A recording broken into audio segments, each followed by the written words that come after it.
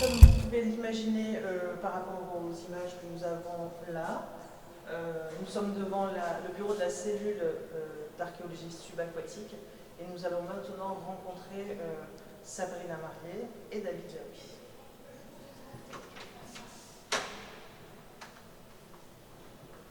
Sabrina, on t'a rejoint dans le bureau de la cellule subaquatique, donc ici. En face, on a ton collègue David, qu'on rencontrera un peu plus tard. Donc, est-ce que tu peux nous présenter en quelques mots, te présenter en quelques mots, en fait? Oui. Donc, Sabrina, pour présenter un petit peu mon parcours avant l'arrivée au musée, du coup, vous dire que j'ai fait des études. J'ai commencé par faire des études d'histoire et d'archéologie à l'université de Nancy, région d'où je suis originaire. Je suis arrivée en 1996 à l'université d'Aix-en-Provence pour faire un master spécialisé en archéologie et patrimoine méditerranéen. Et du reste, c'est le même master qu'on a fait avec David et Alain. Donc on s'est connus il y a plus de 20 ans dans cette formation. Et ensuite, j'avais envie de continuer après le master. Moi, j'avais envie de faire de la recherche. Donc, j'ai rencontré celui qui allait devenir mon directeur de recherche, Patrice Paumet, un grand expert d'archéologie navale. Et j'ai fait un DEA, j'ai fait une thèse et ensuite un post-doctorat. Donc j'étais vraiment dans une lignée recherche CNRS universitaire. J'ai un peu travaillé aussi pour une association d'archéologie sous-marine, Archaïos. Et finalement, j'ai rejoint le musée en 2011 pour assurer la coordination du projet Arles-Ronde 3. Et en fait, le musée, c'est un environnement qui m'a énormément plu, séduit. J'ai voulu y rester et j'ai intégré la fonction publique en 2015 avant de devenir attachée de conservation un peu plus tard. Voilà. Et est-ce que on peut dire que tu as une spécialité? Oui, tous les archéologues en fait ont une spécialité, et ce qui fait qu'on est après complémentaires entre nous, c'est ce que vous verrez avec David. Donc moi, ma spécialité, c'est l'archéologie navale antique, c'est-à-dire que je vais étudier les navires et la navigation dans l'Antiquité à travers l'étude des épaves et des objets qui sont liés au bateau, c'est-à-dire les ancres, les poulies, les plombs de sonde, etc. Et ça signifie que pour accéder à mes objets d'étude, eh bien, je dois plonger, donc je suis aussi plongeuse professionnelle. Donc en fait, je vois bien tout ça, mais ton quotidien, ça représente quoi en fait? Eh ben mon quotidien, c'est pas quoi? la plongée. Ouais, voilà, Contrairement, la journée. C'est ça. Contrairement à ce que tout le monde pense, en fait, il y a peu d'archéologues qui sont sur le terrain constamment toute l'année. Et nous, la particularité au musée, c'est qu'on gère toute la chaîne opératoire de la fouille au musée, à la valorisation. Et donc finalement, la partie terrain, la partie fouille sous-marine, ça représente 1 voire 2 mois maximum, grand maximum par année. Donc sauf l'année 2011 qui était l'année de la fouille et du relevage du chaland Arles-Ronde 3 qui a été exceptionnel, où on a passé 7 mois sur le terrain. Donc généralement on est autour d'1 mois. Donc tout simplement parce que déjà un chantier d'archéologie sous-marine ou subaquatique ça coûte très cher, ça met du temps à mettre en place, et il faut imaginer que quand on a fait 1 mois de terrain, et bien derrière on a des mois pour exploiter les données et la documentation qu'on a recueillie sur le terrain. Donc concrètement, mon quotidien au musée, ça va être d'étudier les objets qu'on aura sortis, on va dire, de l'eau. Et on est ici parce que finalement, je pense que je passe 70% de mon temps derrière un ordinateur à faire des rapports, à traiter des photos, à faire des dessins, à rédiger des articles, à échanger avec mes collègues. Après, j'ai aussi la chance de travailler en collaboration avec de nombreux partenaires institutionnels comme le CNRS, l'université et le ministère de la Culture. Donc je bouge quand même beaucoup pour les rencontrer et travailler ensemble. Et puis, grâce aux conférences et aux colloques qu'on peut faire, eh bien, je bouge aussi en local, mais aussi à travers l'Europe. Donc ça, c'est une grande chance. Ouais. Donc c'est pas que l'imaginaire qu'on a de l'archéologue sur le terrain tout le temps, non. Non. Mais du coup, je pense que ça fait envie quand même à beaucoup de personnes quand on t'entend.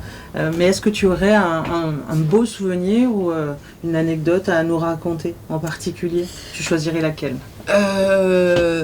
Lié à un élément, je peux la décliner en deux souvenirs si vous voulez. En fait, c'est un souvenir qui est lié à la proue du chaland Arles-Ronde 3. La proue, c'est l'avant du bateau.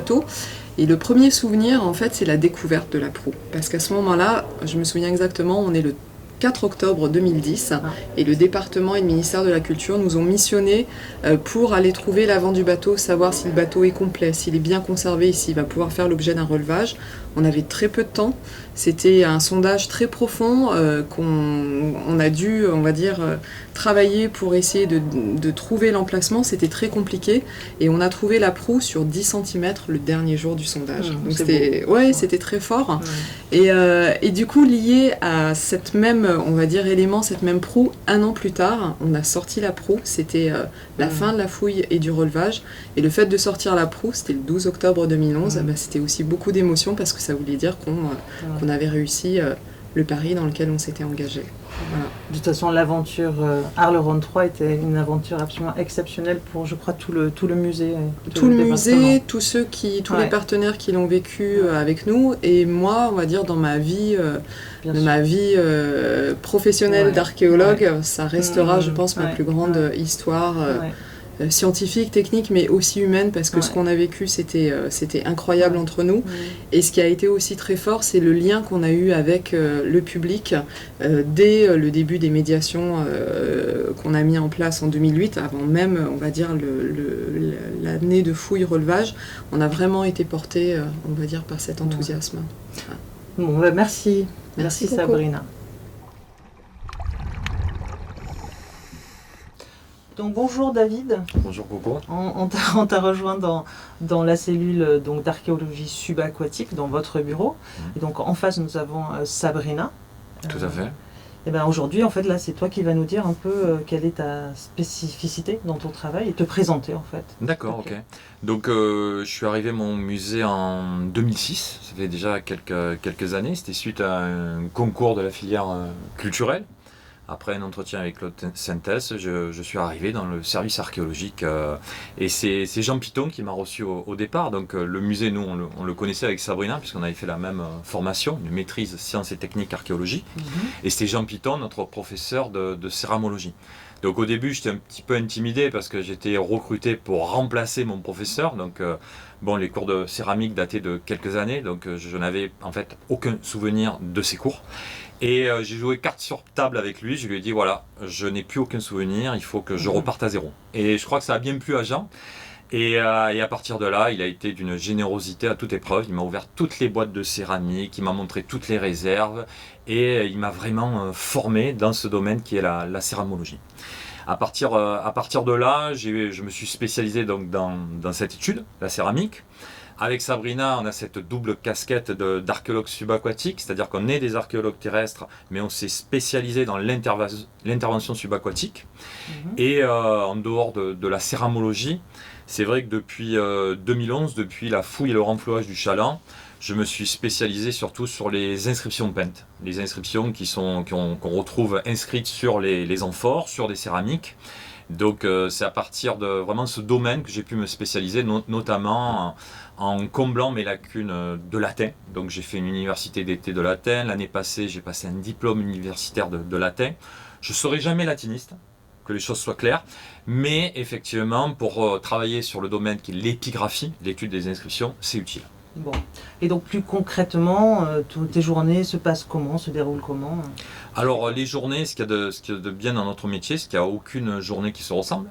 Donc il y a un travail général de base qui est l'inventaire des objets qui ont été exhumés de fouilles. Donc ça c'est un travail quotidien, à moyen et surtout long terme. Ensuite, on fait de la recherche. C'est vrai qu'on a 80% de notre temps consacré à la recherche, donc on va s'inscrire dans des colloques. Que ce soit en France ou à Rome, comme l'année passée c'était le cas, on était à Rome, à l'école française de Rome.